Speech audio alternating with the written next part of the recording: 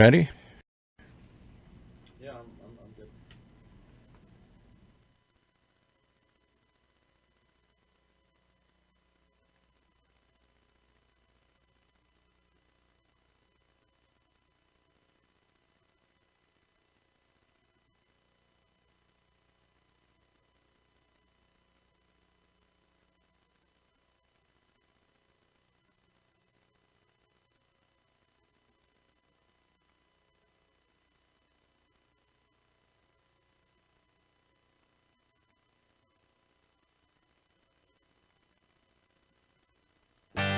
Welcome, everybody, to the Raad Life, the only talk radio show that takes you along with host and age explorer Rod Gantos on his continuing journey of discovery into life's challenges, opportunities, options, and all the latest and greatest things that come with getting older.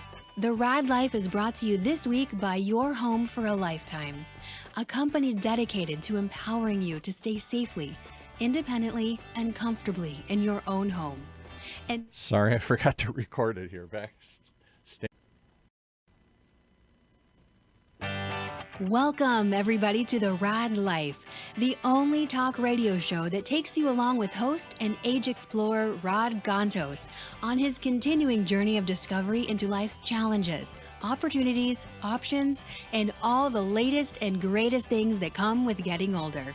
The Raad Life is brought to you this week by Your Home for a Lifetime, a company dedicated to empowering you to stay safely, independently, and comfortably in your own home. And now here is your host, Rod Gantos. Rod Gantos, are you there? What's happening, Orange County? Are you on screen with me, Paul? No, I'm flicking back and forth between the. You mean you're denying people the pleasure of seeing you in front of a black shroud in your home office where you look like you're about to release some sort of Let's try this. Oh, there we go. Witness protection. Hello, as everybody can see, I am sequestered at home at the makeshift Raad Life studio. Pretty slick looking makeshift studio there. Yeah. And Paul is at an undisclosed location because he's part of the witness protection program. That's right. I'm under 50 feet of concrete. I'm buried deep in the bunker here at OC Talk Radio's hidden location. Okay, so Osama Roberts over there. Okay, but no, all joking aside. Oh wow, he's got a mic too. Yeah, I'm trying to use a virtual backdrop, but it's not working very well here. Come into the light, Paul. Yeah, so Paul's trying to figure out the technology. We over here have figured it out. Here, we got sayings. We have a lounge hour at the. Oh, I like that. Yeah. That's for after hours. That's the Raad Life after hours. And then we got this thing, and then we've been doing stuff like. I had a gentleman on this morning where I interviewed Gary Johnson. For those who know Gary, he runs the Provisors. He does marketing, all his clients, basically specializes with attorneys. So Gary Johnson's name pops up on the wall. His logo comes up on the wall. Yeah, I like that. John Dade. Cigar night. I co-hosted a virtual cigar night with him. Now, how do you smoke cigars virtually? I mean, you're smoking one and he's smoking one, so that's it? Actually, I smoked a hookah. Yeah. I'll tell you a little bit more about, I smoked a hookah. Hookah night. It was a hookah night, and your drink of choice. I cleared out the debris from the partying that's been going on. Can I tell you something here? We're going to make a live switch on the thing here. I think you're talking into the wrong part of the mic. You've got a side address mic, and you're talking into the end of it. Can't you hear me? Not very well. So because you're talking to the top of the mic, which is dead, that's a side address mic, means you have to tilt it up and talk into the front of it. Can you hear me better now? Yeah, about 10,000 times better. Oh, well, there you go. That, ladies and gentlemen, is why Paul Roberts is actually worth it. Yeah, is an asset.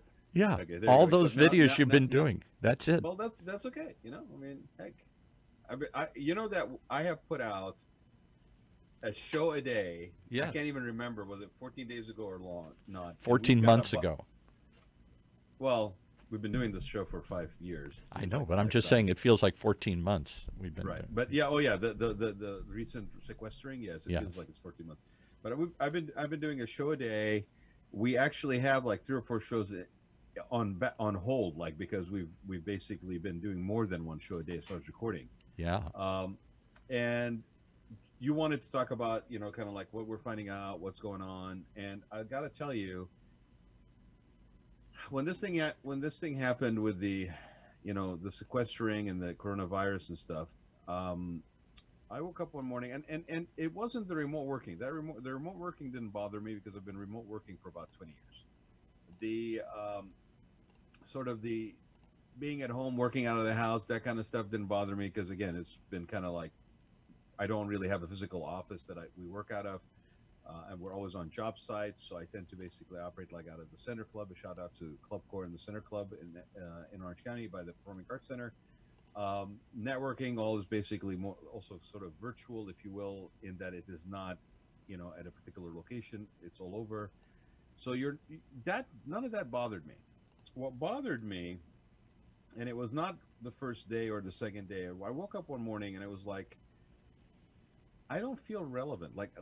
And it wasn't so much that I needed to be working. It was like I didn't feel like I had a purpose. Like I did not feel like I was contributing or adding to things. And I'm not talking about in terms of productivity and work, just in general. It just was, I think it hit me a few days after. And once I, basically hoarded all the toilet paper I could hoard. And Yeah, I bet you did. I bet you got a lot of toilet paper. actually, I did not. I refused. I actually fought this tooth and nail, honestly. People around me were all like, "What is wrong with you?" And I'm like, "This is ridiculous. Like the way we're Yeah. going about this is absolutely You insanity." thought Governor Newsom, you were ready to hang Governor Newsom, good independent leaning Democrat that you were, when he just threw us No. quickly. Don't pay me with your brush. Okay.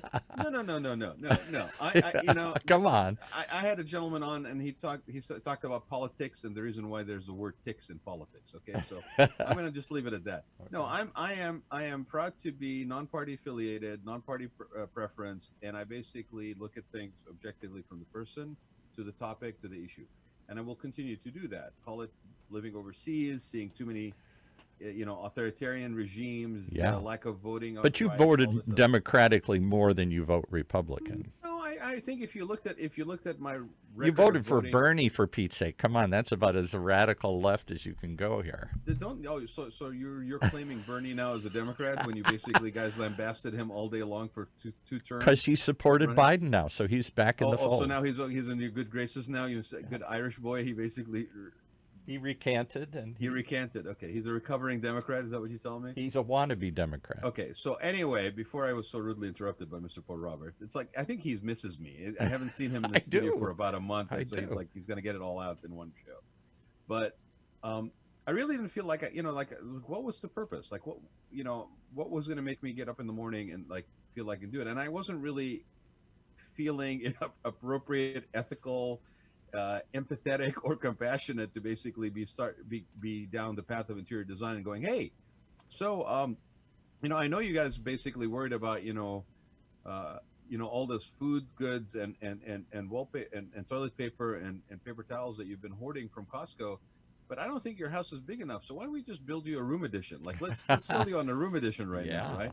Or hey, you're going to be sitting at your home a long time, so maybe it's time to buy a new set of furniture for the living room. Right. Like, Or get because get a extra storage unit. We had to run out and get a storage unit to hold all the toilet paper and supplies, doomsday supplies. So I now have a storage room just filled with doomsday supplies. so you are the reason No, I why didn't really I do that. basically really had a problem with the way this was working. And I'll admit it. I did not take it lightly that we were having a medical crisis.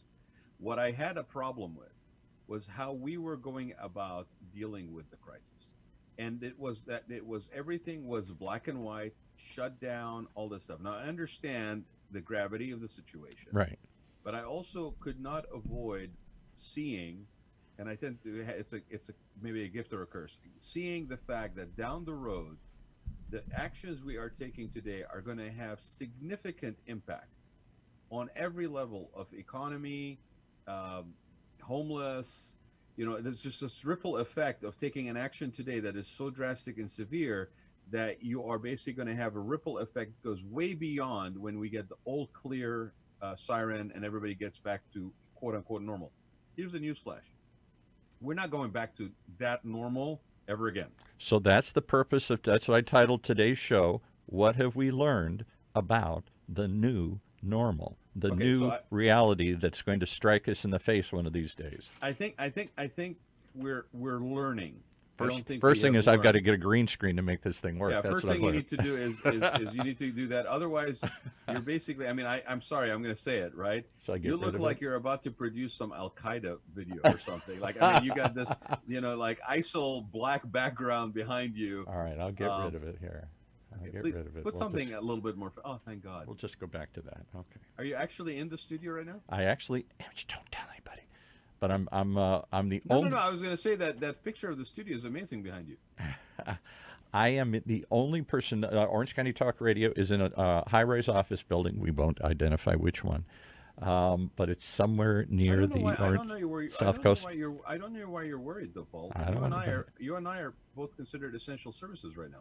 It is. In fact, one of the things that I was going to tell you, we'll come back to the new normal in a second here, but I felt very honored to be invited to the most recent Emergency Operations Center press briefing on Monday.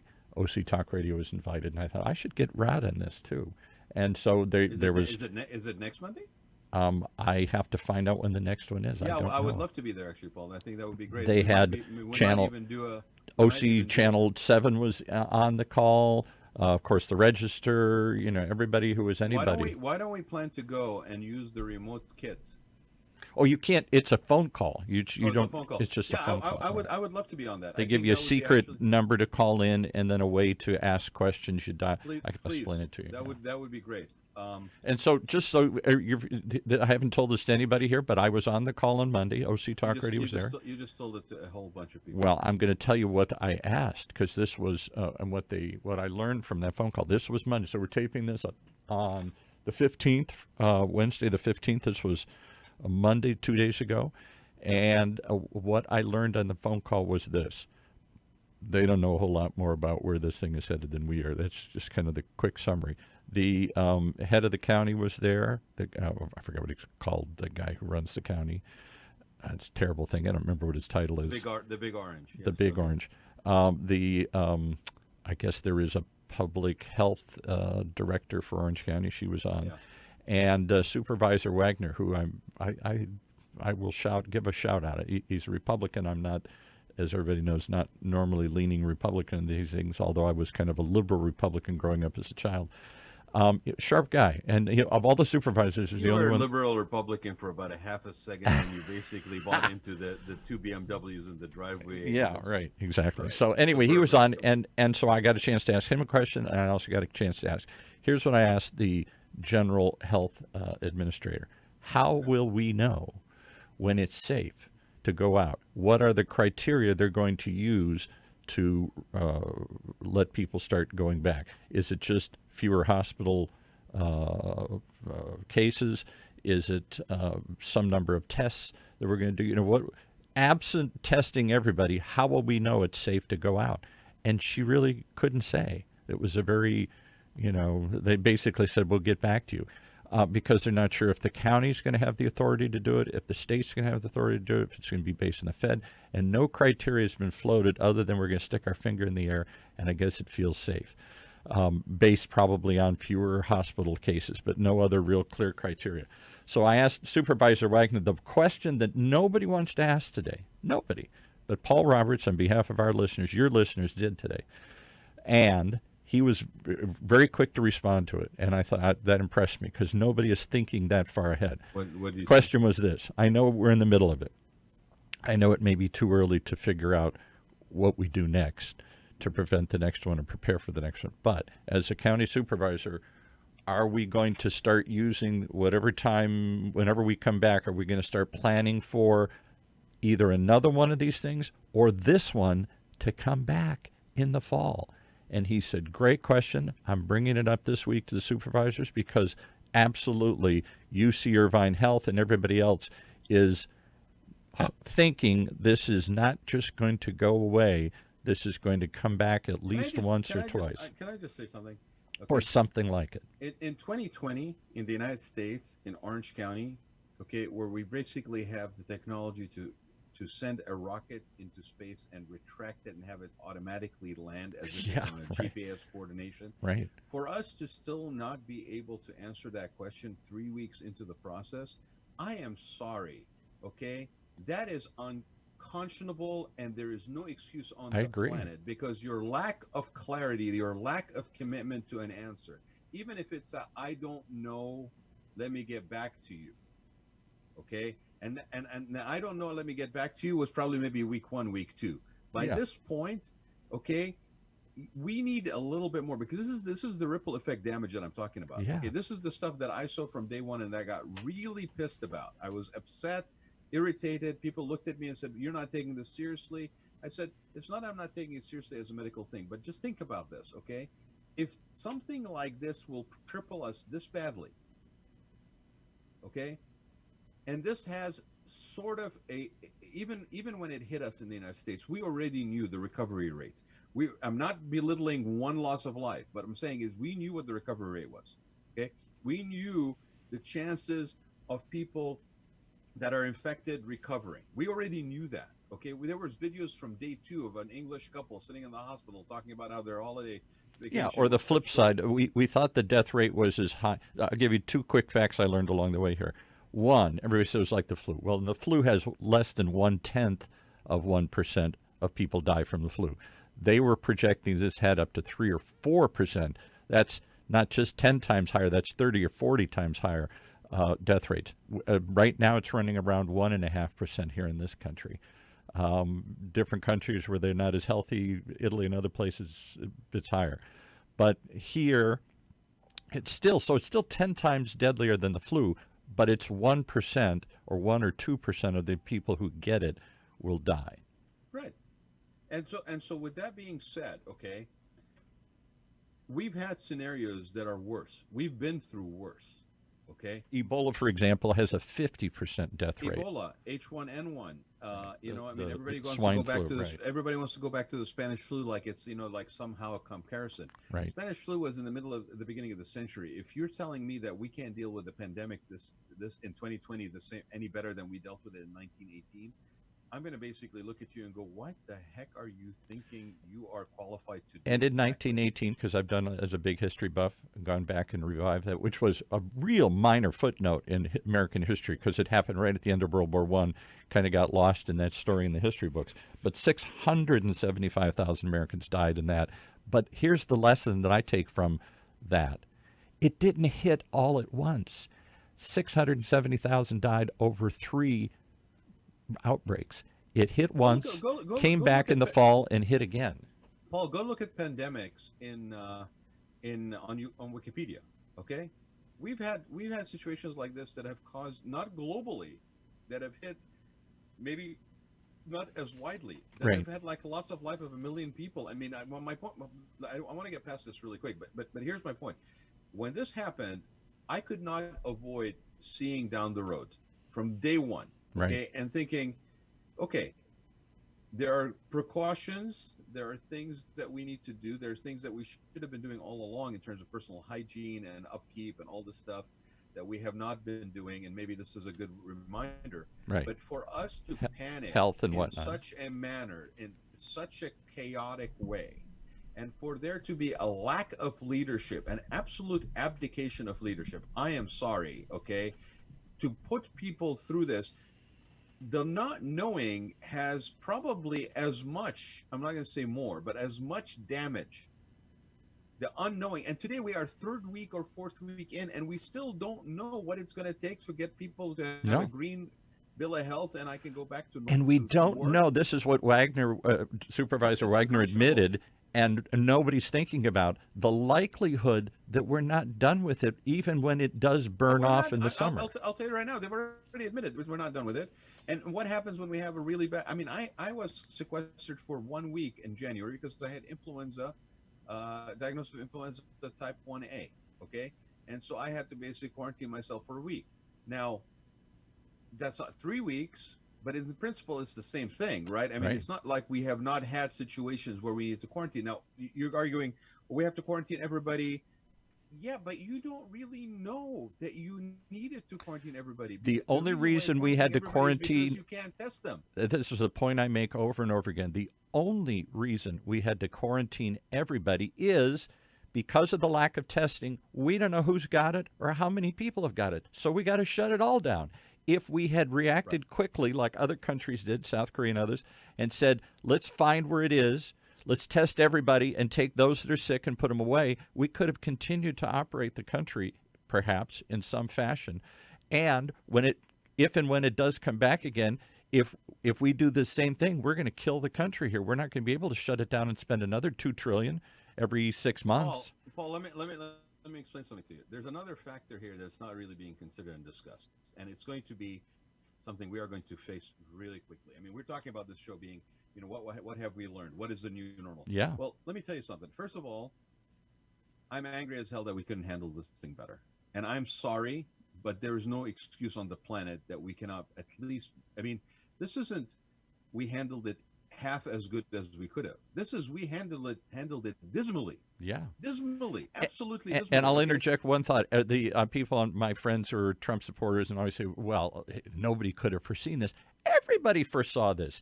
It's not like we didn't know pandemics can't jump from animals and kill us in big numbers. I have a new term for that. It's called Trump-splaining. Okay. Yeah. I mean, we had MERS, we had SARS, we had the Middle East yes, version, the bird flu version. Not only that, the guy that is basically like now being put in charge of sort of the supply lines the other day basically was on 60 Minutes, and he basically made this sort of the challenge, like nobody could have predicted this. Show me where you guys covered this story. And so what does 60 Minutes do? They showed him 4 or 5 tapes of where they covered the story over the course of about 5 to 6 years. Right. It wasn't even just a one-time situation. So here's what government agencies have warned about it. Press thing. Bill Gates has been talking about it for several years. Other people have said. Okay, all right. But you know what? Here's the thing. There's a bit of this that doesn't really matter at this point. It's Monday morning quarterbacking. Yeah, right. But so your point is we've handled it dismally, and their argument is, well, nobody could have foreseen this. That's ludicrous. Right. You know what it reminds me of? It's like when they said, oh, we didn't read the report. Yeah, right. I'm like, I'm sorry. So that's like you basically showing up to school on Monday and saying, oh, I don't have a homework because I didn't read the fact that I had homework. What you're referring to is Peter Navarro, the economic advisor, yes, supposedly wrote a report in January. I'm sorry, but the fact that you didn't bother to read the fact that you have an assignment doesn't mean that you're not going to get an F for failing it. Right? It's your responsibility. Okay, not mine. You had it. You chose, consciously or not consciously, not to read it. So it's your issue. Now, that being said, everybody's scrambling around trying to do whatever they need to do. People are politicizing this thing. They're weaponizing this thing. All this stuff. Right. I got into a conversation with somebody very early on where they basically have not talked to me since then because I dared about a week in to actually say that people are actually weaponizing and politicizing this thing, and I sounded like I was being very non-humanitarian, concerned about the crisis. When all I was saying is, I see this, I see what's happening, and it's always been either a blessing or a curse or both, right?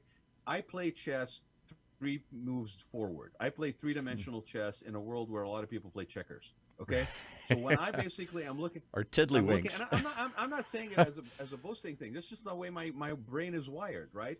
So I see causalities. All right, so here I am looking at this thing, and I'm going, okay.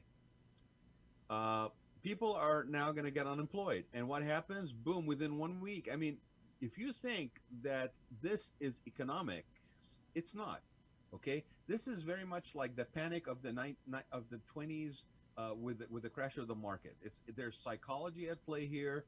There's other things like people have been concerned, like companies have been running very, very fat and very heavy, and now there's basically they're thinking there's a recession coming on, which we all kind of had a feeling that the economy was going to slow down a little bit at some point. So here comes this pandemic, and I basically go, oh darn, I have to let go of people. And how you go about letting go of people and how your HR handles things, let me tell you, is going to come back and either bite you or it's going to come back and pat you on the back. Because It's going to either bat you in the ass or it's going to pat you on the back because people are watching. Okay. And how many companies just fired 80, 90% of the people overnight? 16 million. Okay, so I had Logan Mohtashami on as an economist in Orange County. It's very respected, and he's very much a numbers guy. Right. And he showed me a graph, and the graph was like, since 1965, we're jumping up and down, unemployment claims, and then we hit a day, 24-hour period with one report, and it goes 10 million. Zoop. And he says to me, that's not a current number because the way things are reported, they're reported after they are collected. So today, when I was interviewing him, he said the next numbers could easily be 15 million. Yeah. What happens? There's 16 million. Okay.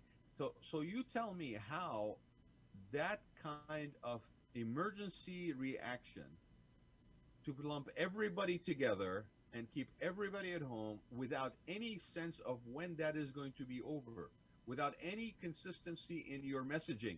1 minute you're telling them 2 weeks, the next thing you're telling them it's the end of April or beginning of April. Now you're telling them it's halfway through May. God knows when it's going to be. You tell me how that isn't going to cause so much damage that you're going to have an increase in the homeless, you're going to have an increase in job losses, you're going to have an impact on businesses. I'm not saying that it's all about money, sorts of stuff, but it's not about bankruptcy. It's about livelihood. Okay, nobody has 60, 90 days. It's very rare in this country when everything is basically based on consumption. The economic health of the economy health is based on consumption. If you don't buy things you don't need, the economy crashes. Basically. Right. Okay, I mean, let's call it like it is. Right. Okay, there's no emphasis in when we jump off the little mouse wheel and stop chasing our tail, the more, all of a sudden the economy just goes in a tailspin like it's never done. I'm sorry, how many ads for saving do you see on TV? How many ads for saving and opening savings accounts do you see anywhere? It's all about consume. Right. The way that the system works is that if you don't buy stuff you don't need, like a lot of fucking toilet paper, excuse my French, okay, then you basically don't have an economy that's healthy. So that being said, the economy was actually on fire at the beginning of this year. Right. Okay, and then something like this hits us, and everybody basically starts dumping people, furloughing people. You know, all of this stuff happens so quickly, it cannot be an economic reaction. There's other things at play here. Fear and emotion. Right. Fear and emotion. And honestly, greed. Taking advantage of a situation and a scenario to maybe dump and streamline your operations. I'm not saying a lot of people are doing this, I'm saying some people are. And how you deal with your employees, that's one of the things I learned through interviewing people this last couple of weeks. Everybody is very conscious in a heightened state. How you deal with your employees, how you navigate the ground today as a businessman or a business person who is basically messaging and promoting their business and developing business promotions or messaging or putting out content or whatever it is. How you do that today is going to have a lot to do with how you fare after this is over. Because everybody is watching. If you are sitting there and you're basically looking at harvest and quotas and stuff like that right now versus compassion, empathy, you have the right to basically make a living. However, you have to also be sensitive to other people's means and abilities. Where's the empathy column on your spreadsheet? I don't see an empathy column on the spreadsheet. It's called how you basically calculate your worth on a higher level than a piece of paper with red and so there are companies out there that have already gotten good press, Apple being one of them, where they're going to continue to pay their employees through this thing, others out there, and then there are others that literally laid off 80% of their employees. Okay, so let's shift gears here for a minute, Paul, because I think anybody who's listening to me knows that, I've been maintaining a very positive messaging, but don't ever for a minute forget that I was ticked off about how badly you were not happy when they shut it all down so quickly. I was not happy. I thought, you know what? The damage that you're going to do, it's like you're going 100 miles an hour and then you basically literally yank the friggin' engine out of the car. Yeah. What do you think is going to happen to that car? Oh, I'm just going to put that engine back in the minute that basically they tell me it's all good. No, you freaking just destroyed the car, right? You'll be lucky if the wheels don't fall off. So let me ask you two questions here. The same question I asked Supervisor Wagner and others here. What's the criteria? When are they going to say it's all clear, it's safe to go out? How will they know? Because we haven't tested the country. Unless everybody had a test and we knew Rod is safe and Paul isn't, then how do we know it's time to go out? And what do we do in the likely, this is what nobody's talking about, we're just so short term right now, what do we do if it comes back again in the fall? Because we won't have a, there's no way we're going to have a vaccine by then. Let me start from the last point one, okay? It's coming back in the fall. That's and if what it's not happened in the this Spanish particular flu. thing, Right. if it's not this, it'll be something else. Because here's the reality of the situation: every year we have some sort of hybrid version of a flu virus that we deal with. Right. It's not like we deal with things that are known all the time. Every single thing changes. Every single thing morphs. Your immunity basically is immune to one thing, then you have a strain of something else. We deal with this all the time. Right. Okay. Even more reason for why the way we reacted to this is just insanity. Okay. So will we shut the country down again if it hits again in December? Let me tell you something, Paul. Before you even get to December, okay? Where do you think? We are working with this assumption that people have no threshold for sequestering, no threshold for being confined. You're talking about a country that prides itself on freedom of mobility, and you basically just put the whole country in shackles, literally. Many of the middle states haven't even refused to go along with it. It's people's right to go to work. I can't tell them what to do. They say in South Dakota and other things. That is a little, how should I put it, sensitively? That's a little self-involved to the point of basically I don't care about somebody else's well-being. I don't think. But that's the ultimate libertarian tact: is that hey, if you want to still go. But then, okay. But then here's the truth. The truth is, if you are a danger to yourself or others, there should be some form of mitigation for that danger. Okay. Now, you can choose to basically self-mitigate, if you will, versus medicate, which a lot of people are self-medicating right now. I'll bet that too. But right? Because if there's anything that's flown off the shelves, faster than toilet paper in the last 2 weeks has been alcohol. That's and cannabis. Cannabis has gone through and cannabis sales. But here's the thing, all right? We're gonna get hit with this again, and if not this, something else. If we are not able to have some sort of measured, reality-based way to deal with things that may be outside our immediate ability to manage without such a disruption to everything around us, okay, we will become very vulnerable to being manipulated by other forces to put us in this situation. If it takes this little to get us to basically impact our freedom of mobility, impact our ability to make a living, if it is that easy for people to basically push our buttons and get us to do this, and we don't have any other means to basically address it, we are going to be a heck of a lot more vulnerable to other things more serious than a virus. Okay? We are going to be very manipulatable on this fear. That's not to say that there's no legitimacy to this, but we have to have a better way to deal with it that does not disrupt and uproot so many. So here's the question again. I repeat the question for the third time that nobody. I know you're trying more than most to do it. Supervisor Wagner said he at least was going to. He's concerned about it. He's going to bring it up. You don't need to repeat the question. Are we going to have? So, for example, let's say this thing's coming back. The exact same thing is COVID's going to hit again in the fall. Same disease, same deadly thing. It ain't gone. It just goes into dormancy and then comes right back again when it gets cold again, like the Spanish flu did, like other viruses, pandemics have done. Doesn't have to. It might disappear, be gone forever. But if it comes back, will we have more mass? Will we do quicker testing to isolate people quicker so it doesn't spread and we have to shut it all down? And will we shut the whole damn thing down and go through the same exercise in January? Paul, you're assuming a variable that you're holding a variable constant that is not the truth of the reality. You're saying if COVID-19 comes back and now it's COVID-20 or whatever it is, right?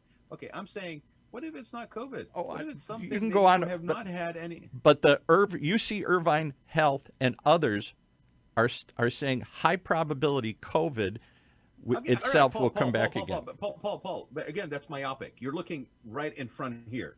Okay, I'm Oh, saying I know. There could be in 20 other 2020. ones No, here. no, Yeah, no, right. no, no, no. Yeah, 2021. Could be Okay, something else 2022. comes up. Right. Okay, something comes up that has nothing to do with anything that we have on our radar. So And will we? that is when your question is more poignant. Do I now basically shut everything down Right. because I don't have any preparations? The truth is this. Every single time we have been faced with the medical crisis, we have basically done the following. We have identified those who are more at risk. We have basically cared for them and isolated them, put them in some sort of quarantine or temporary confinement to cure and help them. And by doing so, maintained some control of the situation. Additionally, we've also went out and tested for antibodies and things of that nature to know if somebody out there actually is at risk or not. Okay, I did an antibodies test last week by Dr. Iman Bar, okay, who was on Channel 7 the other night too, talking about the same thing. My antibody test, because I'm running around a little bit, not irresponsibly, I'm using protection of gloves and masks, okay, but construction is considered essential services. I have a couple of clients, I'm trying to get them into their home, Right. because they're basically not in their home, and this is a very much a very inconvenient thing for them right now. And I basically have been running around. So I wanted to know, since I have elder parents, if I'm actually exposed. Because what if I have to run over there and help my parents? Like, am I basically putting them at risk or not? So after 2 weeks, I actually got an antibodies test. Now, the antibody test came back negative, meaning I don't have the antibodies for COVID-19. But it also says that I did not have it because otherwise I'd have some sort of indication. Right. Now, that test, and I want to thank Dr. Barr for waiving her doctor's fees in the process, but that test cost me $150 at a lab. Technically, if I really wanted to make sure everything was, which is basically that I don't have it. I mean, that's as much as I'm going to get, right? Right. There's 2 tests that you can do, each of which is $150. Plus, let's say there's a doctor's visit of another $300 because they're administering 2 tests. There's a duration where they're there. This is a concierge doctor. This is a qualified testing kit, a qualified lab. You're looking at $600 a person to run those tests and have the doctor's fee included. Okay, you will get a result within 48 hours. Okay, it's not covered by insurance, and all it's going to tell you is you're not a danger to others right now. Right now, But I you will could be tell- tomorrow. Yeah. Right, bro. Yeah, absolutely. But my point is this, okay? Who out there who has just lost their job and a family of 4 is going to be able to afford $600 per head to get that kind of Should peace be of $20. mind, even Should if be it's temporary, $30. Should right? be $50. Right. Right. Should be free. So this is what I mean by a lack of leadership. This is what I mean by abdication of leadership. Okay, why is it that a distillery in Long Beach took it upon themselves to retool and basically do hand sanitizers, Portuguese Benz? A shout out to Portuguese Benz, which is going to be interviewed by Dan Lipton on the, one of the shows that my production company, Golden Seal Productions, does, Taste of the Beach, which we've had on OC Talk Radio. Yep. He's going to be interviewing Portuguese Benz this week. So why is it that a distillery can act faster than people would have access to more resources to jump into a situation like this to provide a much needed asset? Why is it that we still have not had a major national call for action blatantly, openly, publicly, which means you're putting some confidence into the system, you're assuring people that meaningful actions are being taken? Why didn't we do that where we went to every paper mill in the friggin' country and said, you are not going to do reams of paper for printers right now. You're going to be basically building N95 masks. Why didn't we do that? I go back to testing. 3 weeks ago, multiple testing, Paul, is a longer situation. Testing, if tomorrow we have a virus that we don't know, we're going to have to develop a vaccine and all this stuff. There's certain things that you could do. You're missing my point, though. Here's the point. If I understand it takes a while to get a test. Okay, let's assume that it's a new virus. We don't have the test. But as soon as we get it, if we don't test everybody, I mean hundreds of millions of people, 100 million, millions of people, as quickly as we can, we have to shut it all down because we don't know who's got it and how far it is. But you're painting yourself a false premise. The false premise is this: There is no such thing as test people as fast as they can. You know how long it would take to test all those people? Korea, Long enough for the psychological damage to continue to take hold. Korea What was I'm doing s- 10,000 a day. We haven't done 10,000 in the county yet to date. Okay, Paul, again. Drive-through tests, everybody mail a test. Can anything be done in the meantime, in the interim, to provide a sense of some sort of comfort, some sense of that we are doing what we can and we will do more? That isn't being done. That's what I'm saying. It's like, okay, people, you know what, the most damaging thing right now is happening in the last few weeks and right now is the not knowing whether I have it or not, the not knowing when I can actually get out of my house, the not knowing Not knowing if it's coming back. Those are the three questions. Have I got it? When am I going to be able to go back to life? And will it come back again? Those are the three unknowns. That there are scams out there right now for testing? Oh, sure. There's always scams whenever people are No, desperate. but there's scams. There's scams. There are people selling people on things that, if you take this test, you'll know X, Y, and Z. First of all, the lab may not be qualified. The test may not be qualified. We suggested during the interview that, with Dr. Barr, that you should definitely go through your physician if you're going to do that. Do not basically buy into this, thing that you see on Instagram or on Facebook or whatever about a test this and a test that. What I'm saying is, you don't have to solve the problem. Like, think about World War II. Think about the fact that there was bombing going on, there was war going on, and yet there was still leadership in shepherding the population through the crisis. There is no shepherding of the population through the crisis. There is chapter and verse of do and don'ts. But there's nothing that is feeding the comfort of people, comforting people while we navigate our way through this. None of that is happening. That being said, so I know. So what do you think will happen, and what would you like to happen? Oh, I don't think we're going to deal with the next one any better than we've dealt with this one. Call me jaded. Isn't that frightening? So we're not going to have more masks. We're not going to test faster. We're going to shut the whole country down. No, it's not frightening. You know why? Because there's something else that's happening during this that nobody's really talking about. What's happening during this is a complete disillusionment. The complete disillusionment with structured institutions. Well, that's been going on for a long time. We don't trust anything anymore. But Paul, this is your shelter, your food, your life in danger. This is not a political, ideological leaning one way or the other. This is where the rubber meets the road. If I trust my own community's ability to step up and do something more than I can trust anybody in a position of elected seat, that means that we basically are now entering a totally different arena.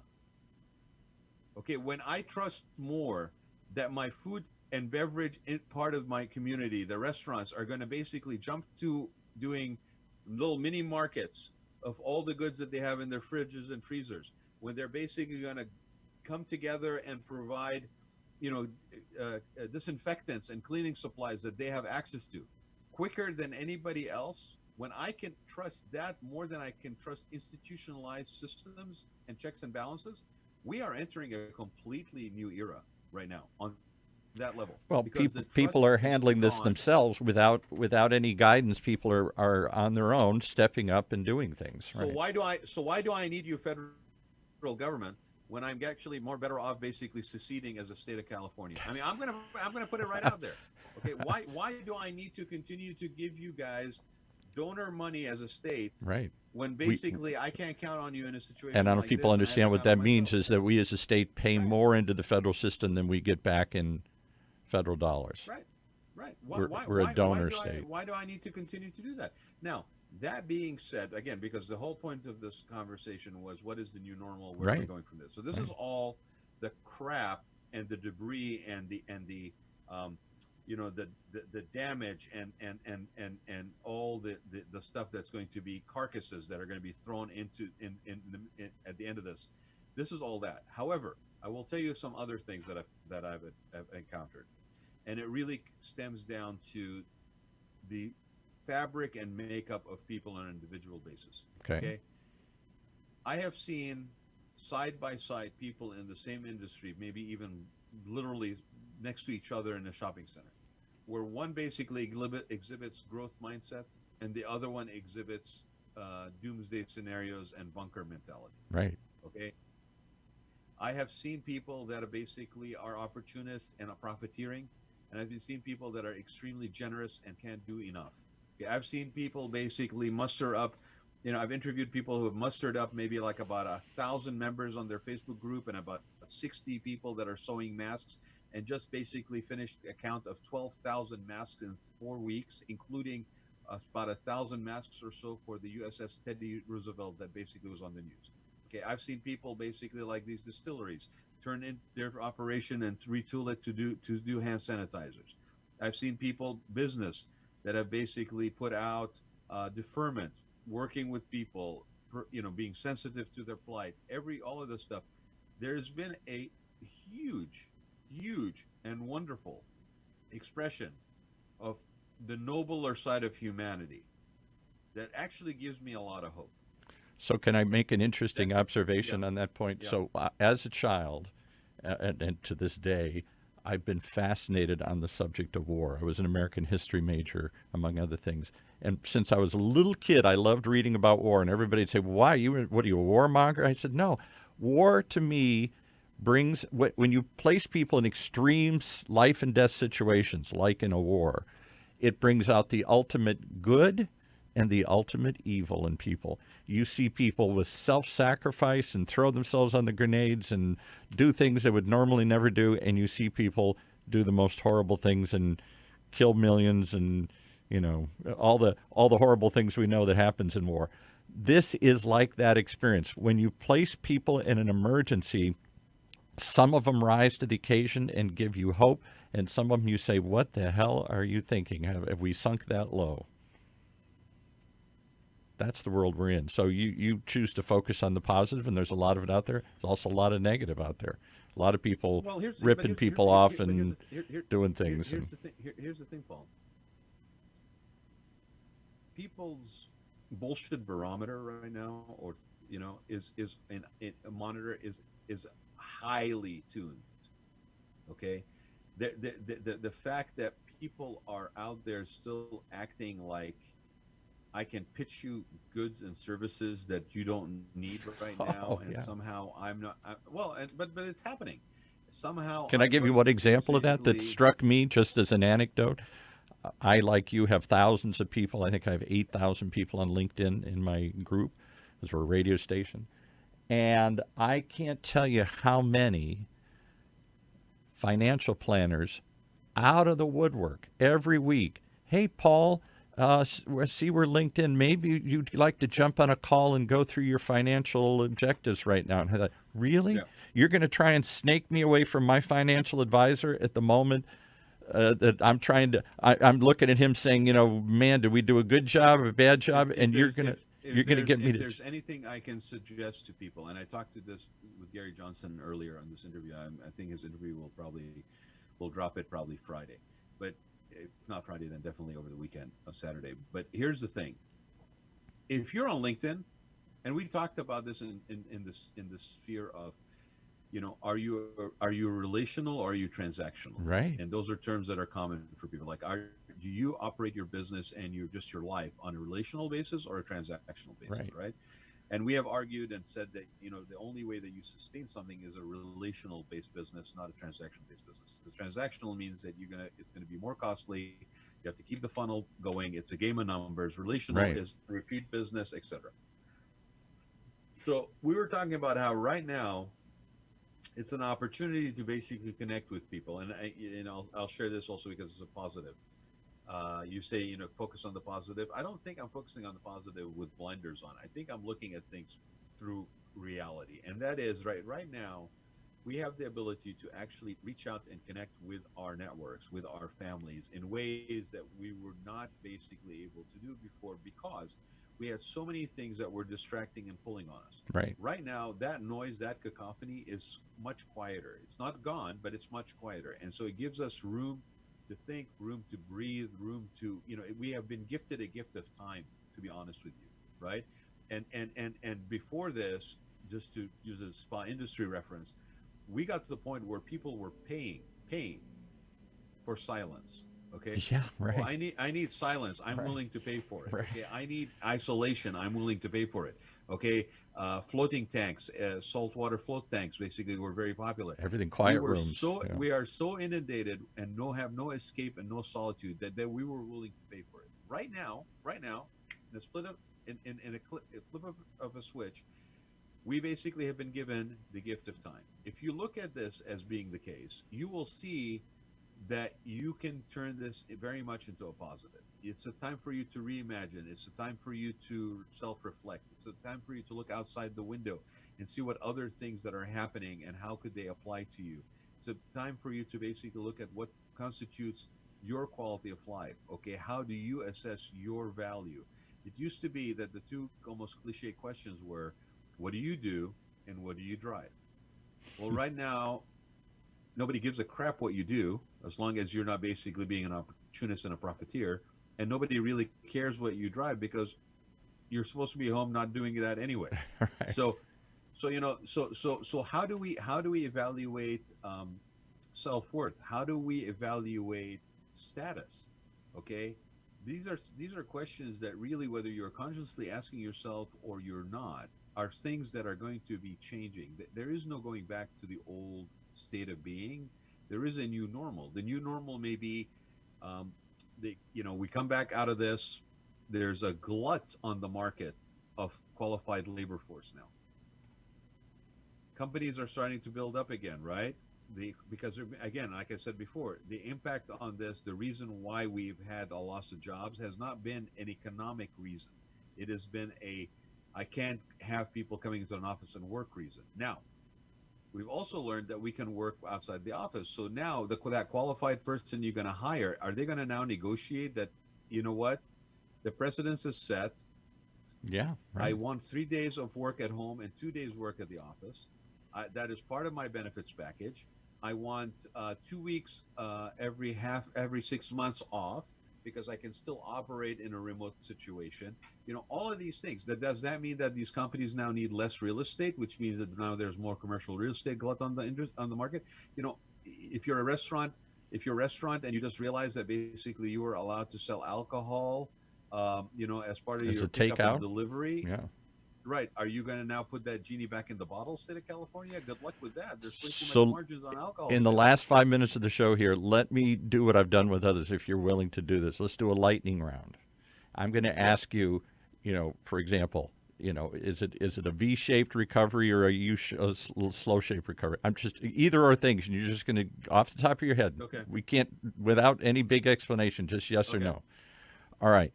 You ready? I'll give you like Yeah. 10 of them here. Okay. So, do we slowly start rolling, opening letting people go back to work in May, or do we keep it shut down till June? I think the minute you open that door, you will not be able to control the flow through it. Okay. I don't think you get to basically pick and choose who goes to work first, what states. Like that was like the most this rolling on slow thing? Idiotic thing on the planet. Yeah. Oh, wait Okay. a minute. Michigan gets to go first, but Illinois doesn't. I mean, Right. I know. Are you kidding? That's like the Hatfields and the McCoys. Is what you No said big before. explanations. Just that's what it is. Okay. So you think it's all? So are we going to let people all out at once, or are we going to do a phase? Oh, I think people will be out before you even allow them. Okay. I don't think anybody's going to be waiting for your permission in a week. From Okay. now. So 2 second weeks from flip side of that, flip the coin over here. When they say give us the all clear, will people rush to get outside? No. Or will they stay home because they're still No, scared? It'll be Puxatawny Phil basically sticking his head out of the ground and Looking saying, "Oh, around. I think I need another 2 weeks of winter." Okay. Yeah. No, because the psychology of this is not flippable like this overnight. That's what Dr. Fauci said. All right, here's some more. When we get back out and running again, do we prepare for the next one, or do we bury our heads and say, phew, we survived, never think of that one again? I think we individually prepare for the next one, and we don't count on the fact that somebody is going to have our back.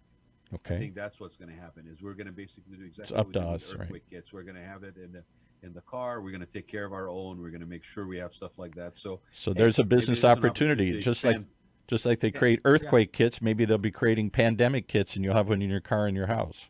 No, we'll need to figure out a way to basically add pantry space to people's houses because that's how they're going to hoard their toilet paper. Yeah, I mean, right. but We're gonna no, hoard more. We're gonna have more honestly, on hand. honestly, we're going to, and it's not necessarily a bad thing, by the way, Paul, when it comes to hygiene and health. I mean, Right. if we're going to become more personally responsible for that and not count on somebody else to basically save us, yeah. But I don't think we're going to count on other people, but we are going to make sure that we prepare ourselves Okay, as I much know. as we know We're today. doing the What's the lightning round difference? here. All Yeah, right. yeah. All right. So, does this come back again in December, or have we seen the last of this flu, or this Oh no, virus? no. Man, it's like saying we're not going to get a cold flu season next year. No, I think this is something that will be here. But I'm talking I about this think particular one. Is this one once and done? SARS and some of the others were once and done, or does this come back two or three times before we're done with it? Before we get a vaccine I and we're don't I done with don't it? I don't know that I don't know that it's going to go away, but I don't know that its impact is going to. It's like the fear of the unknown. We know this now. So it'll be here, but we'll deal with it in a different manner. We'll go to gloves and masks really quick. If I don't think they're going to go away, by the way. I think you'll start seeing them on the fashion runway come spring, if I not think by so fall. too. So okay, so if COVID, not a future one, COVID, same virus, same thing, comes back in December as part of the flu season, do we shut Yeah. the country down, or have we learned to live with it and keep operating, distancing, gloves, other things? I think if I was an elected official, I would basically be saying we got away with murder the first time around. I mean, and I hate to put it that way, but we got away with like really an extreme one Right, time around. We ain't gonna get away with it again. So I right. don't think they're gonna shut down the country again. Okay. Um, Coming out of this, do hotels? Oh, I'm sorry, Paul. Sorry. Let me just add a caveat to that. The only This is way lightning round. no, hold on a second. The only way, well, you talked your head off at the beginning of the show. So the only way that would not It be the came case, off. that they would shut the country down, is if in the course of this rollout that happens now of us getting back to normal, Right. and the fact that the human being side of this is going to push through those gates as fast as possible to be released, and if the authoritarian side of it or the government agencies or whatever try to enforce a slower trickle out, we become a more authoritarian infrastructure. Next time around, there may be a little bit more enforcement in shutting things down, at least in certain areas of the country. But if that doesn't change, if we still have sort of the freedoms that we have today, I don't think they'll shut us down again. So does this lead to a bigger federal government with more responsibilities, just like 9/11 led to the creation of Homeland Security, whole new division and department in the government? Is there a new pandemic department that gets funded and it's got 80 billion people, or does this instead make the federal government more irrelevant and we're just going to rely on local and ourselves and our neighbors to handle future emergencies? Well, the truth of the matter is that as long as we are a United States of multiple regions and multiple resources under some sort of a federalist system, Right, there will be a need and a role played by that central government. Okay, and that is not being done right now. And I'm being nice because we actually had certain measures in place that were literally underfunded, literally obliterated and removed. right. If there's anything that should be, I mean, and it's not a political thing, it's not a Republican or a Democrat thing, it's not a fiscal responsibility thing, because there's nothing more damaging and costly than to have something like this basically ripped through the country and the soul of the nation. Okay, and that is more costly than any budget overruns. The country, according to Logan Mahtashami, is healthy. There's not there we were not at risk of basically going bankrupt, and so Right. this should tell us that certain programs, certain safety nets, should never ever be subject to budget cuts. that we should have everything that we need to take care of our own when it comes to those things, and it doesn't matter. But the whether reason I it's asked the over. question is, I'll just cut you. The reason I asked the question is because some other countries, there's been articles written about how authoritarians use a crisis to accumulate more power. Well, I gotta get more troops. I gotta get more police. I gotta get more soldiers. I gotta get more Well, bureaucrats. that's I going to gotta get happen more here. agencies. That's going to happen here. Uh, But or, you're or right. The way you asked the question from the perspective of who would be there to save us. And what I'm saying is, I think there's a role to be played as long as we are considered a federal with a central government. There's also going to be more that we take on ourselves to make sure, because we are jaded and we don't trust. because, for So example, breaking look at what trust is very happened powerful. after 9/11. As terrible as 9/11 were, how I've forgotten how many, 1,000 people or something, or a couple thousand people were killed in these plane crashes and the buildings collapsing and all that. What were there? 11 or 12 hijackers caused that. The Yeah. trillions of dollars that we spent after that trying to secure every plane, every airport, every port of entry, created a whole new department, the Homeland Security, and funded it like almost as big as the Defense Department. I mean, we spent trillions of dollars off of one incident because we suddenly felt vulnerable. As we now suddenly feel vulnerable to this, will we create a whole new federal infrastructure to fight this or handle it in the future? Paul, we had a structure that could have helped us better. I'm talking about a bigger one. No, hold on. This is yes or no? I know. No. You don't get to ask the question open-ended like that and tell yes or no. Okay. Yes, I do. It's a lightning round. We had measures in place. We had agencies in place to better address this kind of a situation. Would they have addressed it any better than we did? I don't know. But all I know is that we did deplete those resources. We did cut down and remove some of those things. Right. Now, We cut back on the CDC. We cut back on emergency panels. We're talking about, like disengaging ourselves from a worldwide organization because we don't want to do that. Yet we are coming out of a global pandemic.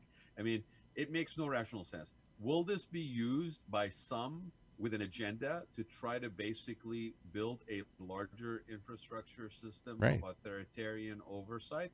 Yes, Okay. they will try. Okay. And that effort, by the way, Paul, is neither left side of the aisle or right side of the aisle. I think it will be both sides of the aisle. Well, because the irony is that the traditional Republicans were for smaller government, but right now they've authorized, without whimpering, the biggest federal bailout ever, that trillions of dollars.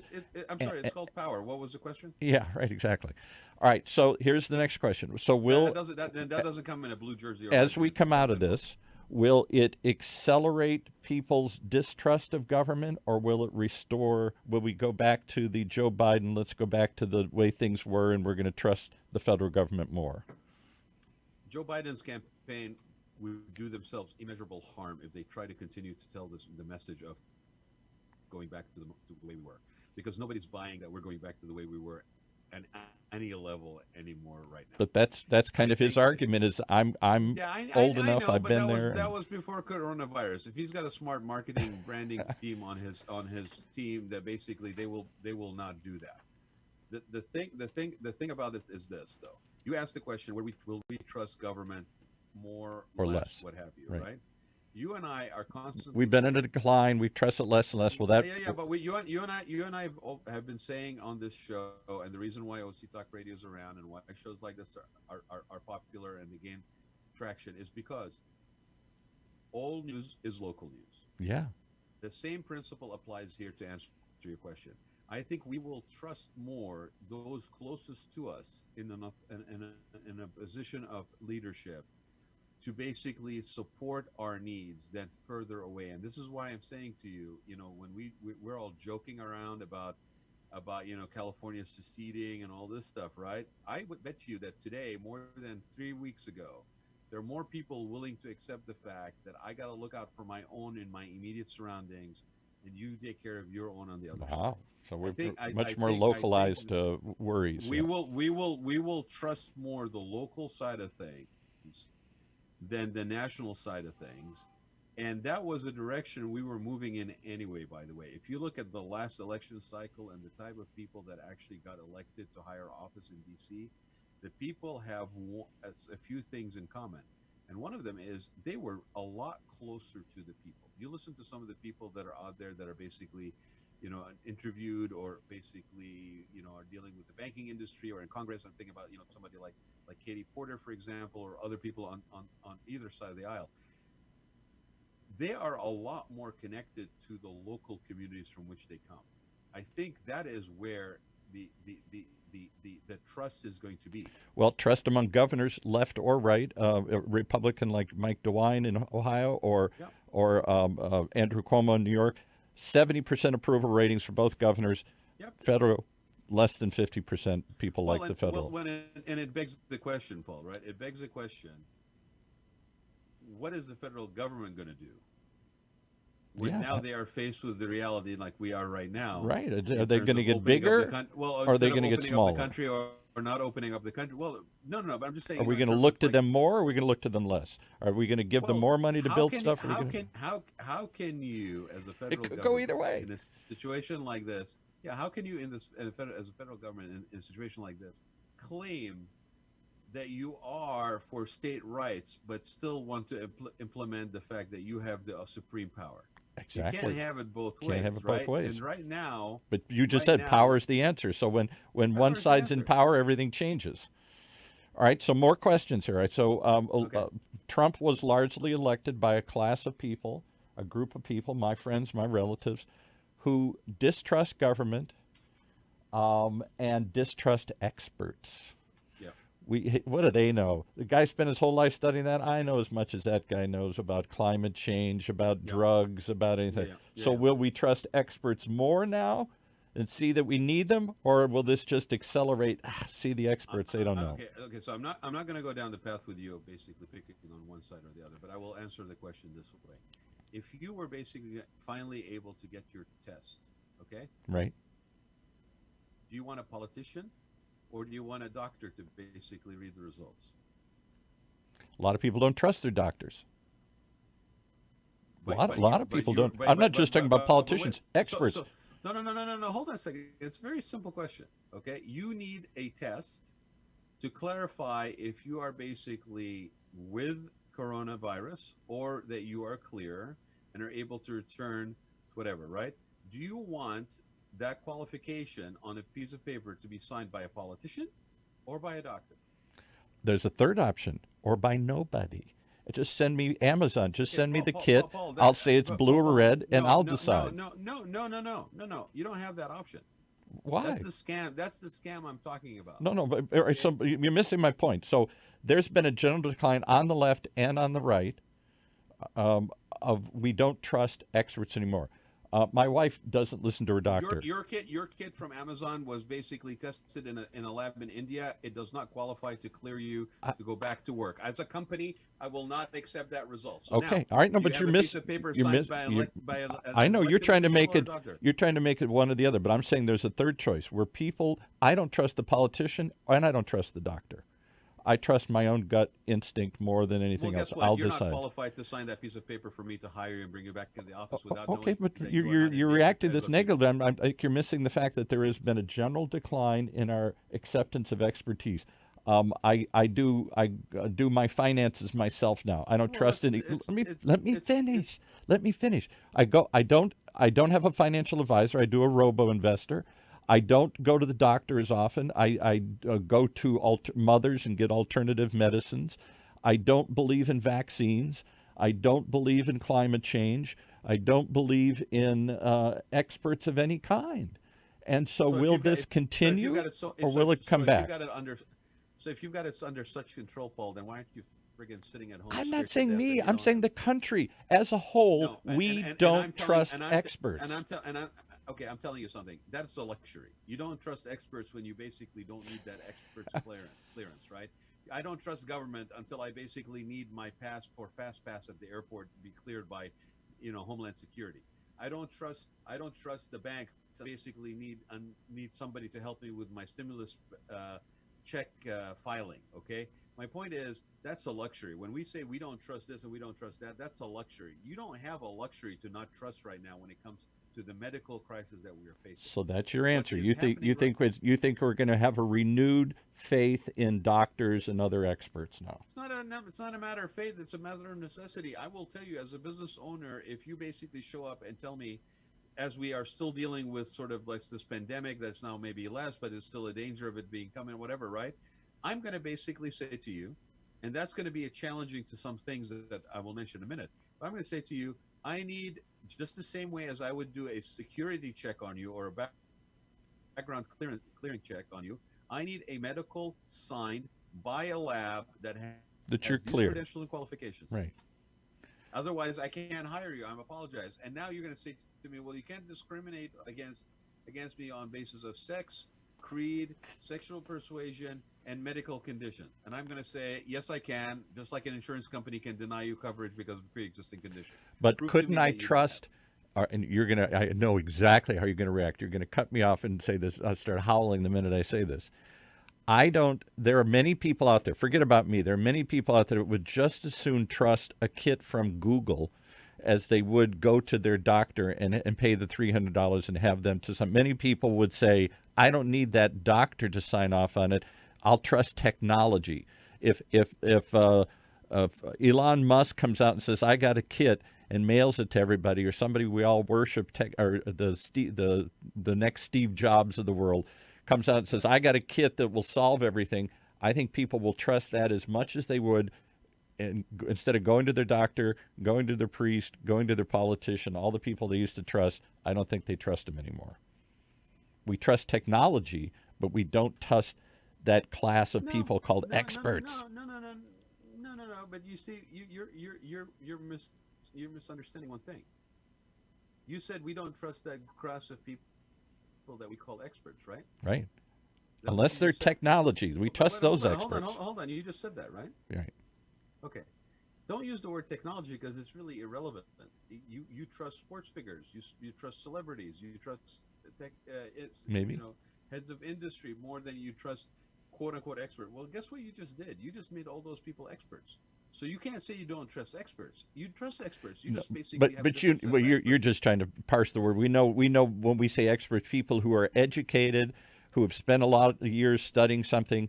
As a group, I don't trust political experts, financial experts, medical experts, a whole group of people that my parents grew up trusting. If the doctor told my dad to do something, he did it. Nowadays we go, I don't know if I believe that. So you're going to be okay basically going in and getting surgery on your knee, but basically having Elon Musk perform it, right? The fact of whether you like this or not, the fact of the matter is people don't go to doctors as much as used to and don't believe their doctor like they used to. They're more apt to say the doctor says take this pill, and they go, I'm not going to take the pill, or I'll take one when I feel like it. Paul, they haven't, because they haven't been put in the circumstance where their whole life has been threatened to this level. Okay, so that's your answer. So you think we're going to have a renewed faith in, for example, doctors now? We will have to because and now I'm not saying it's long lasting. I'm not saying it's a paradigm shift that we will never go back to this sort of place of complacency. I'm saying for the time being, okay, you are not going to be able to self-cure yourself. Okay, you're going to need assistance from somebody that knows more, because your lack of knowing is driving you nuts. Your lack of knowing is paralyzing you. You're going to do whatever you need to do. This is where you become also vulnerable for people that are charlatans, or people that are trying to sell sure, you, yeah. There'll be snake people oil, have a magic right? wand and you wave it and everything. All right, so on the on the same tactic.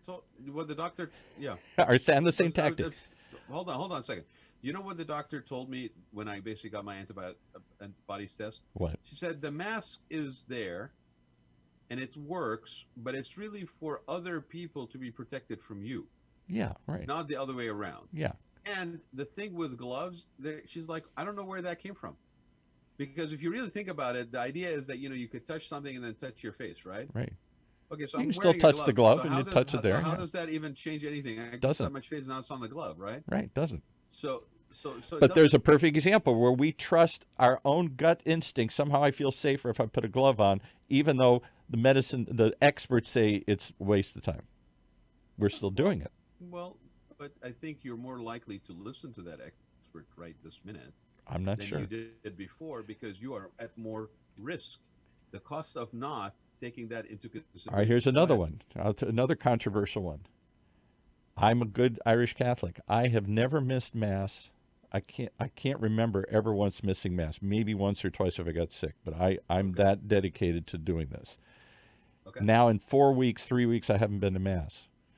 Yeah. Do we, having learned to live without church, do we just rush back and thank God I can commune with God and commune with the people, and I've been waiting for this, or do I say, hey, I learned to live without it. I don't need it anymore. Does it decline church attendance, which has been going down steadily for the last 20, 30 years, or does it make people more? As soon as they can, they'll race to go back to church because they need help and they're scared. So you're assuming that this decline, this severe decline, or this sort of restriction is due to the coronavirus, right? Like this, otherwise we would not be dealing with No, I this. say church attendance has been on a steady decline for 20, 30 years. Now it's Well, stopped. Okay, you know now what it's stopped. you know what's been and I use the word attendance without necessarily an attachment to physicality, but you know what has been a constant increase of attendance when it comes to that? Televangelists. I mean, if you look at televangelists have been preaching using the electronic medium for remote access I get it, and all that stuff. but I'm saying more So, than so it. what? For the first time ever in the Pew poll a year or two ago, when they asked people what do you belong to any organized religion, the number one Yeah. answer for the first time was no.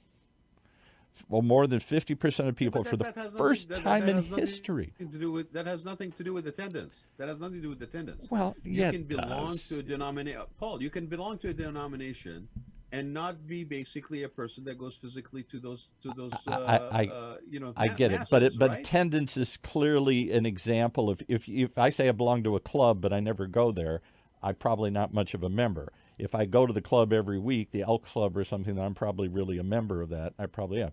So people's self-association has been going down with organized religion, and now and attendance has been going down, and now attendance has stopped. Will this further? What if I tell you Will this further that? increase? Hold on You a never second. let me answer the question. Well, but your question is basically shifting sand, Paul. It's You not asked me shifting about sand. attendance in a physical environment, and you talk about it in terms of it's like an impact on religion. What I'm saying is, what if I told you that the fact that you can now actually broadcast your masses Yeah, will lead for more people to be engaged with your church and not have a that limitation can to how happen. far they live? That can happen. I understand, but will people become more religious or less religious? That's the question. I think Because people we've been becoming less religious for a long time. However you I want to think do it. I think people in general coming out of this, if they are not past the point of return, okay, and I like to think that nobody is really. I think people will come out of this with a lot more connectivity and understanding for the need of commonality and connection. Okay, meaningful, genuine connection, not just superficial, because they have basically now either experienced a demise of something that's very close to them, or they have experienced a reconnection with something that's in their primary circle. Okay, they have basically maybe gotten a little clearer understanding whether they are championing it or not for the importance of relationships.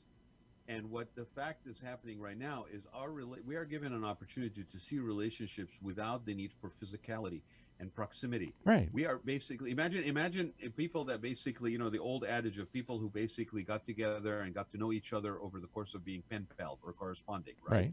Not really because they spent time together and basically in the room. I saw this personally through the engagement with a couple of events that we did, which were like happy hours and cigar nights and stuff like that, right? Oh, And people I were shared this hungry for with John. connection. Right. Well, but these are the same people that I have actually encountered and interacted with in real life multiple times before this. But does that connection, that feeling I want to be connected to others, I'm just saying that however you want to look at it, religion, organized religion, attendance, whatever measurement you want to do, if you ask most people, they're not as religious as our parents or grandparents are. Well, however you want to define that, by going to church, by saying they may be more spiritual after this, Paul.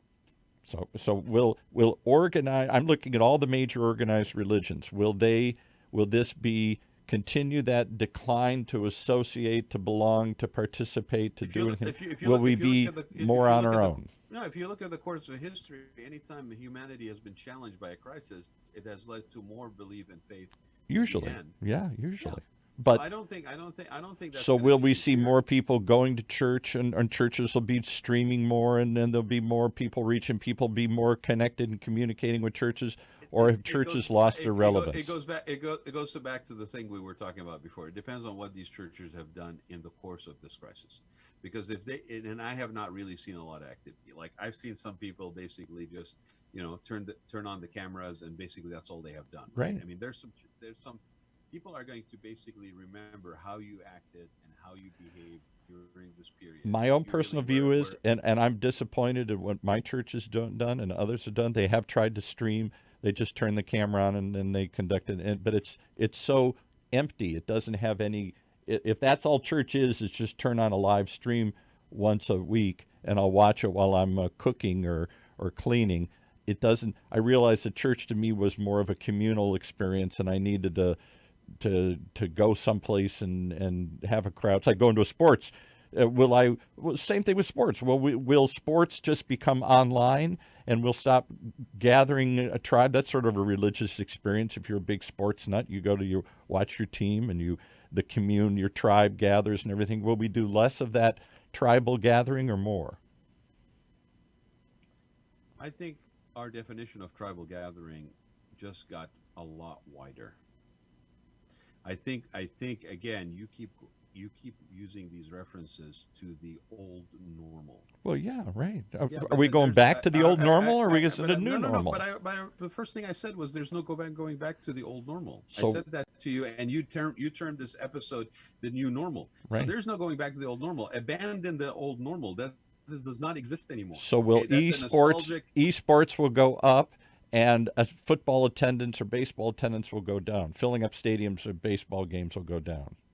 Conferences just went through that over the last 3 years. Smaller size conferences, Right. more e-learning is going to become big. I mean, the irony of e-learning, for example, is that at the beginning of this year, because of influence and probably special interest, the state of California put out a moratorium on distance learning for 2 years. This went into effect January 1st. It was one part of the laws that were passed last October. Okay, Didn't know that. January 1st, there was a moratorium put on distance learning in the state of California. By the time March 1st came around, every school in the state of California was distance learning. Right. Okay, so what does that say to you? Life happens when you make plans, people. Right. Yeah. Right. So this. So do all our do shopping centers get smaller? Do football stadiums get smaller? Yes. Do movie theaters? Do we still need? Here's a good one. Do we You know still what need? also gets smaller, Paul? Our circle of people gets smaller. It becomes not about 8,000 people on LinkedIn. It becomes about 100 people that I really have a close relationship That's with. interesting. So we're not cast, because the internet gives you the chance to feel like you know everybody. I now have 80 million followers on Facebook, even though can't name 5 of them. But you're saying those 5 will be more important than the sheer accumulation of numbers. No, what I'm saying, and it's not even really about numbers. What I'm saying is the depth of your relationship is going to be a lot more important than the reach of your relationships. I think what we are experiencing right now, and it goes to business, it goes to sports, it goes to everything, is that we are no longer restricted and limited by the physicality of things. Right. If anything I have seen and learned in the last 2 weeks is that we have not suffered in terms of the depth of our relationships and depth of connection. If anything, actually, we have improved it, because when I basically and I'm starting to tell you this, like there are people that I basically have interacted with. We've gone to cigar nights, John Dave's cigar nights. I've done these events, happy hours, and these are people I know in real life, real person. In real life, not in this. Space. Whatever this is, this isn't real life. Well, it is. It is. That's my point. This is not virtual. This is real. You and I right now having a conversation. Yeah. It's actually as if I'm sitting in the same room with you, and that difficulty to comprehend that we are in the same space has gone. Right. It's disappeared. Right. Right. Prior to this, in our heads, we were still holding on to the fact that there was a difference.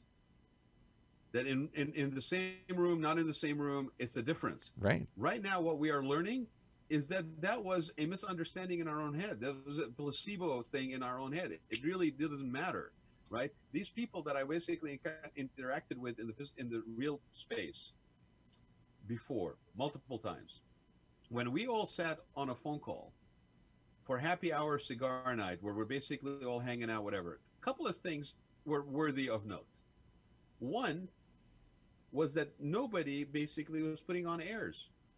Everybody was comfortable in their sweatsuits. They were they were either sitting outside on their front They didn't get porch. dressed up to go on the They camera. didn't really care. They really didn't care what the backdrops looked like. They didn't really care what it was. Nobody cared what anybody was drinking, other than, hey, what are you drinking? Nobody was trying to, flaunt whatever it was that they were doing, right? Didn't matter. They could be sitting in a studio apartment somewhere, or basically homeless on the side of the street, or basically sitting in the backyard of a multi-acre property. Nobody really cared. Nobody even So it's a bothered great to leveler. blink on that. There was an equity that happened. Okay, everybody has the same square size window on Right. Zoom. Same as the camera. other person as the other Right. person as the other person. Everybody gets the yellow light around their window when they're talking, like the other person, like the other person, like the other person. Okay, I could not smell you. I cannot smell your cigar. I cannot smell your drink. All I can see is what you're telling me. The level of communication and everybody's attention, to the point of talking over each other, but everybody's attention was in the now, right here, right now. We are sharing space, we're sharing time, we are connected to one another Right. in this moment, every one of us. In real life, those groups, those people broke out into small cliques and hung out on the side of the party, Right. or other side of the party. That's whatever. true. The depth of communication, depth of contact on the Zoom call was more than I have experienced in real physical life. And these are all good people, nice people. Nobody's basically. That's it. Uh-oh. Incoming call here. I think it's my call coming in here. Oh. I think I got a test coming. Well, let's wrap it up with that, because that's a positive note that you can find connection. And the thing about it was, we were able to actually have questions. Like, we asked, like, how's people doing? And going around the room and actually sharing. So the level of share, the depth of communication, the being in the present with people, okay, in an environment that you would think would be counterintuitive to that, was actually a positive experience.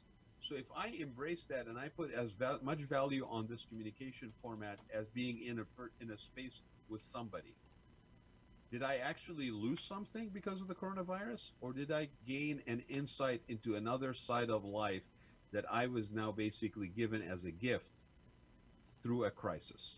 Out of the chaos came some form of order. There you go. Well, that's what we're looking for. Their new order will come out of this. That's as sure as thing as we can figure out. What it will look like. Will it look like a return to the past, or will it look like something new here? Let me say something just as we're ending here, Paul. So part of the people are maybe watching this later, or we're watching this and go, "Wow, my God, these guys are at each other's throats." There's a couple of things going on here, ladies and gentlemen. One, I have not shared space with this guy for almost a month. That's right. And so our banter basically that happens, to have a weekly release. That's right. Has been bottled up a little bit. That's right. The other thing is, we tend to be very passionate people, Paul and I, and so something like this, we don't know that we are basically linear in how we feel it. I think it's a lot more non-linear. And so if we've taken you on a journey here that seems confusing or whatever, I promise you, let it just all settle. There are some things that we discussed that we will go back to as a society and go, yeah, I guess maybe there was some truth to that, or maybe that was worth considering. And at the end, as always, we appreciate your time and letting us bend your ear. So thank you, everybody. Thanks, Paul. Thank you so much. And keep doing what you're doing. Tune in every week, because Raad Life is on not just once a week anymore, but daily. He's doing shows on Facebook, on LinkedIn. So in addition to this platform, you can find him all over the place, and spinning out some other shows as we speak here. So if anybody's interested on being on the Raad Life, and there will be other shows, like I said, coming on from my production company, please go to Golden Seal Productions Yes. I'm going to put it up here because I have a green screen. Ooh, look at that. GoldenSealProductions.com, and basically look at the online booking. You can book your time slot for the Rad Life, and like I said, as the other shows come online, there you'll be able to book them as well. Paul, thanks again. Be safe. Don't let anybody in that office. Okay. Till next I mean, time. I'm sorry. Great backdrop. Yeah. Exactly. Bye, everybody. You have been listening to the Rad Life Radio Show with your host and age explorer, Rad Gantos, brought to you on the one and only octalkradio.net. Join us again next week as we continue our journey of discovery into life's challenges, opportunities, options, and all the latest and greatest things that come with getting older.